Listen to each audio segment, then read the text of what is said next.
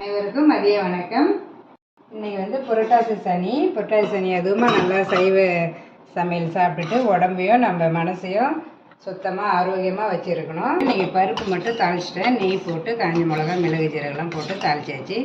ஏன்னா நேற்று சாம்பார் வச்சாச்சு, வெள்ளிக்கிழமை அப்படின்றதால. நாளைக்கும் மகாலய அமாவாசை, அதனால் நாளைக்கும் சாம்பார் வைக்கணும். அதனால தான் இன்றைக்கி பருப்பாடவே விட்டுட்டேன். ஏன்னா டெய்லி சாம்பார் வச்சாலும் போர் அடிச்சிடும் இல்லையா, அதனால் பருப்பு ஒயிட் ரைஸ். அதுக்கப்புறம் நல்லா சூப்பரான ஒரு புளி சாதம் எல்லாருக்குமே பிடிக்கும் ரொம்பவே. அதனால் இன்றைக்கி புளி சாதம் வச்சிட்டேன். அதுக்கப்புறம் நல்லா தலை க்ரீமியாக ஒரு தயிர் சாதம். இந்த 3 சாதத்தையுமே தொட்டுக்கிறதுக்கு நல்லா சூப்பரான ஒரு காம்பினேஷன். உருளைக்கிழங்கு பொரியல், வெங்காயம் தக்காளிலாம் போட்டு சூப்பராக ஒரு பொரியல் பண்ணிட்டேன்.